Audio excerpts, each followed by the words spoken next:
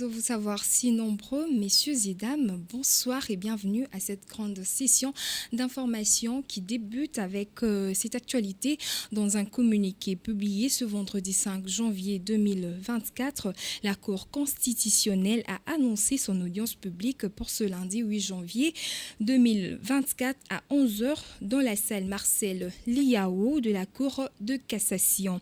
La Cour constitutionnelle, siégeant en matière de contentieux des résultats, a programmé de statuer sur les requêtes en contestation des candidats présidents Théodore Ngoyi Ilunga et David Mpala. Processus électoral du 20 décembre 2023, la SYNDCO dénonce les résultats provisoires publiés par la CENI sur base des machines à voter non compilées. Le secrétaire général de la CENI, Monseigneur Donatien Cholet, demande à cet effet à la centrale électorale de publier sur son site les résultats, sur son site les résultats bureau de vote par bureau de vote afin d'éclairer, selon lui, la lanterne des candidats qui détiennent les procès-verbaux. Je vous propose de suivre cet élément.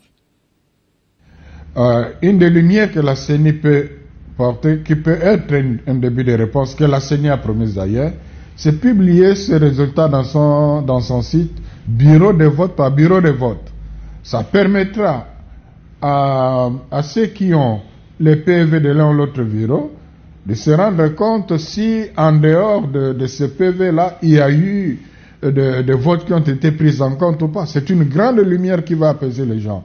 Parce que la grande question aujourd'hui, toutes ces machines qu'on a retrouvées entre les mains des individus dans leurs officines, en brousse et tout, ont été prises en compte en dehors de PV qui étaient affichés au niveau des bureaux de vote? Bon, évidemment, il y a des choses qui pouvaient être faites avant le PV, quand les machines étaient en panne, quand on interrompait, on ne sait pas ce qui s'est passé, et là ça devient difficile d'apporter de preuves, mais au moins il y a quand même beaucoup de choses aussi qui se sont faites pendant que ici et là le vote était déjà clôturé. Donc en publiant les résultats bureau de vote par bureau de vote, on aura déjà une certaine lumière pour apprécier certaines choses. Poursuivant dans ce même chapitre, le président de la Commission nationale de droits de l'homme, Paul Sapou Moukoulou, a déposé jeudi 4 janvier auprès du procureur général, auprès de la Cour de cassation, l'inventaire des cas des irrégularités qui ont émaillé les élections générales organisées le 20 décembre dernier en République démocratique du Congo. C'était au cabinet de travail de ce haut magistrat à Kinshasa. Suivez cet élément proposé par Grévis Tikila Zaya. Reçu dans la matinée par le procureur général près la Cour de cassation, Paul Nsapou, président de la Commission des droits de l'homme, est venu déposer l'inventaire des cas de flagrance recensés notamment le 20 décembre dernier, jour de vote. Au sortir de l'audience, Paul Nsapou a indiqué que ce rapport est réalisé grâce aux moniteurs de la CNDH déployés avant, pendant et après le processus électoral. Et aujourd'hui, je viens de remettre un inventaire de cas de flagrance qui ont émaillé les élections du 20 décembre dernier et par rapport à tout ce qui a été décrié par la population, par rapport à tout ce que la population qui a marqué de son sceau avec l'engouement, la vigilance, afin de décourager des fraudeurs, des auteurs, des cas que nous estimons que ces cas sont poursuivables par la justice. Ces cas, précise-t-il, viennent d'être présentés à la justice pour la poursuite de leurs auteurs et contient également les cas des discours de la haine et aussi les incitations à la révolte. Alors, le cas aussi qui concerne la montée du discours de la haine, l'incitation à une certaine révolte et deux cas de violence politique parce que ce sont des élections sont aussi mentionnés et de propos, par exemple de haine, qui ont été tenus, d'incitation et qui ont conduit aux voies de fait. Tout ce que nous avons déploré, par exemple, dans Malembankulu comme territoire et ailleurs, Chikapa, et tous ces cas sont recensés, monitorés pour qu'on en fasse un cas ou des cas de poursuite et d'enquête judiciaire par l'organe habilité, c'est-à-dire la justice. Signalons que la CNDH a été régulièrement saisie pour ce cas de violence du droit de vote. Paul Sapou rassure par ailleurs que cette démarche rentre dans le cadre de la collaboration entre cette institution d'appui à la démocratie et la justice congolaise. Dans le même chapitre, les juges électoraux ne peuvent annuler les scrutins que lorsque les irrégularités constatées impactent sur les résultats des votes, précise le professeur Carlos Moupili, répondant aux questions de la rédaction Tokomu API Télévision sur les traitements des requêtes des contestations débutées ce vendredi 5 janvier 2024 par la Haute Cour de la République. Il est joint au téléphone par Francis Aouka. Bon, dans un contentieux électoral où certains candidats malheureux saisissent le juge électoral pour demander l'annulation à cause des irrégularités, je crois que le juge électoral va examiner si ces irrégularités constatées ont pu impacter sur le résultat de vote conformément à l'article 75 de la loi électorale qui lui donne la compétence d'annuler en tout ou en partie si les irrégularités examinées impactent au résultat des votes. Donc, ça sera question au juge d'examiner sur les bourrages des urnes du fait que certains candidats avaient des machines à voter et qu'on sait que ces machines à voter, pour s'ouvrir, ça demande le mot de passe de l'informatique du centre et aussi le bulletin vert pour commencer à faire voter le bulletin et qui a donné aussi le bulletin de vote à ces candidats. Donc, est-ce que les bourrages des urnes peuvent impacter au résultat des votes? Je dis déjà oui. Et si ces bourrages des urnes ont impacté au résultat des votes et que l'article 75 indique clairement que les cas où les irrégularités impacteraient au résultat de vote, c'est-à-dire au suffrage d'un candidat contre l'autre, le juge électoral peut annuler. Donc on attend que la justice... Changeons de chapitre pour parler cette fois-ci de cette actualité. Le gouvernement congolais dément sur les rumeurs autour d'un prétendu accueil des migrants palestiniens sur le sol congolais. C'est via son compte X que le porte-parole du gouvernement, Patrick Mouyaya, a clarifié la position de l'exécutif national afin de mettre un terme à la polémique née après la publication d'un article de médias Times of Israel. Parlons à présent de la santé. Une intoxication alimentaire résulte de la consommation de boissons ou d'aliments contenant des bactéries, des parasites ou du poison. Le cas d'intoxication alimentaire peuvent survenir en période de fête en raison d'une mauvaise alimentation. Quels sont les signes d'une intoxication alimentaire? Quelles en sont les conséquences? Tentative de réponse dans cet élément que vous propose Miché Mandita. L'intoxication alimentaire est une maladie qui peut toucher n'importe qui et qui peut être causée par la consommation d'aliments ou des boissons contaminées par des bactéries, des virus, des parasites ou des toxines. Les symptômes de cette maladie peuvent varier en fonction de la cause de l'infection, mais les signes les plus courants sont des nausées, des vomissements, de la diarrhée, des crampes abdominales, de la fièvre et des frissons. L'intoxication alimentaire peut être grave chez certaines personnes, en particulier chez les personnes ayant un système immunitaire affaibli, les personnes âgées et les enfants. Les symptômes peuvent durer de quelques heures à plusieurs jours et dans certains cas, l'hospitalisation peut être nécessaire. Les conséquences de l'intoxication alimentaire peuvent être graves, voire mortelles. Pour prévenir l'intoxication alimentaire, il est important de suivre de bonnes pratiques d'hygiène alimentaire. Cela inclut se laver les mains avant de manipuler les aliments, conserver les aliments à la bonne température, éviter les aliments périmés ou mal cuits et nettoyer les surfaces de travail et les ustensiles de cuisine régulièrement. Il est également important de prendre des précautions lorsque l'on voyage dans des pays où l'hygiène alimentaire peut être précaire. Toujours en rapport avec la santé, sachez également la filariose lymphatique, aussi appelée éléphantiasis, est une maladie tropicale qui provoque des douleurs, un handicap sévère qui constitue parfois l'objet d'une stigmatisation sociale. Elle se caractérise par un gonflement important des membres du corps humain.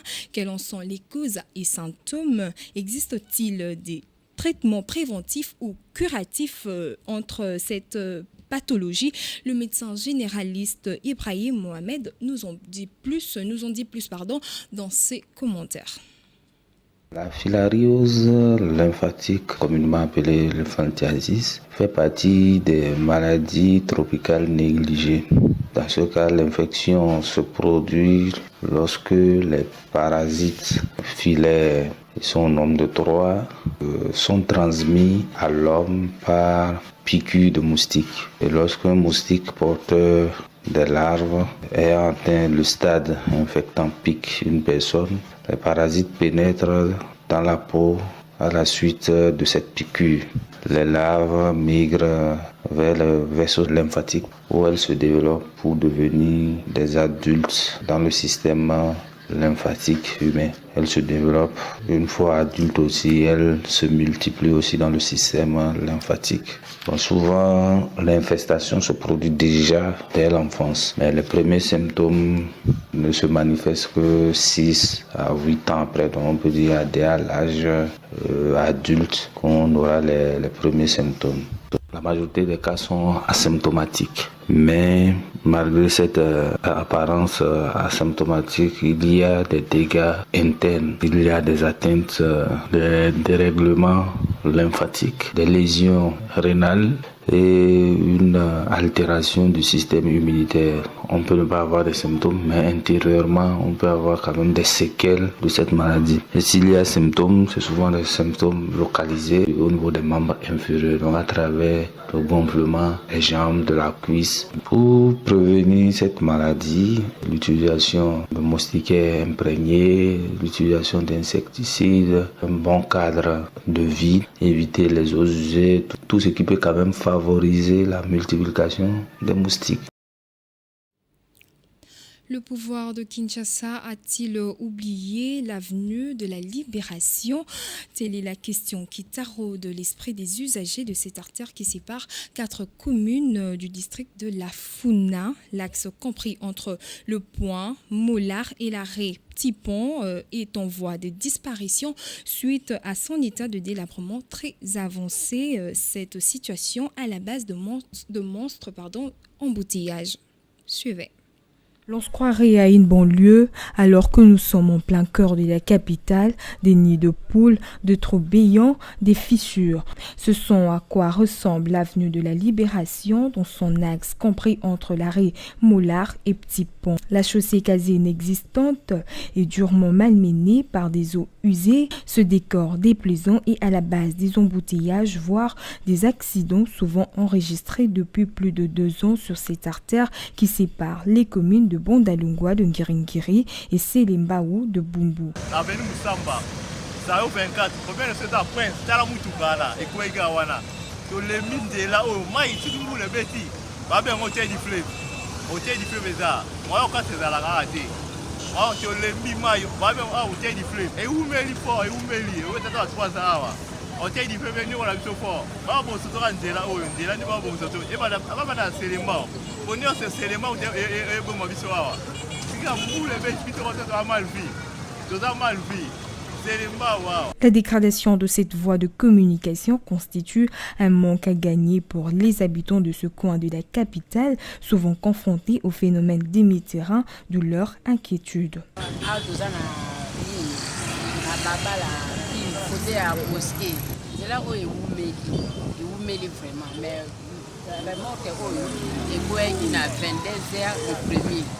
Message au lancé pour le mail, en tout cas, ça la babongisa mpo awa bato ebele bazobuka na bazozoka toyebi te bango bazozela bati bakomona bato bakufi nsima baye obe ndenge nini kaka nzela kaka oyo yango ezomema bato na preso kala mpe te kuna bakoleka kaka bauti oleka deja yo nde toza awa toza mpe na place oya kofanda awa eza te. Cette situation requiert l'intervention des autorités compétentes.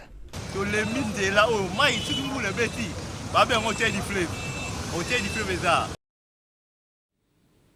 Parlons à présent de la page internationale. La Cour suprême sénégalaise a entériné jeudi 4 janvier 2024 la condamnation de l'opposant sénégalais Ousmane Sonko à 6 mois de prison avec sursis pour diffamation. L'annonce de cette décision a été faite par les juges Abdourahmane Diouf et confirmée par 2 avocats de ce candidat déclaré à la présidentielle du 25 février. Le commentaire avec Francis Aouka.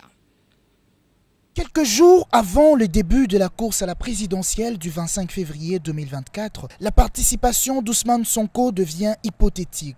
Dans un arrêt rendu le jeudi dernier, la Cour suprême a maintenu la condamnation prononcée en appel de ce célèbre opposant sénégalais à 6 mois de prison avec sursis et 200 millions de francs CFA de dommages et intérêts pour diffamation et injures publiques au ministre du Tourisme Mamemba Yenyang. Cette décision, selon les camps d'Ousmane Sonko, est une émanation d'une conspiration politique visant à écarter Sonko de la présidentielle du mois prochain. Maître Cyr Clédor s'est confié à la presse pour expliquer les faits. Bon, je suis très déçu. Déçu pour 2 raisons. La première raison est que ma conviction est que la Cour suprême ne pouvait pas aujourd'hui juger cette affaire. Elle devait renvoyer devant le Conseil constitutionnel. Mais enfin, elle a décidé autrement en disant que le mémoire serait tardif et que par voie de conséquence, donc, il l'est déclaré irrecevable.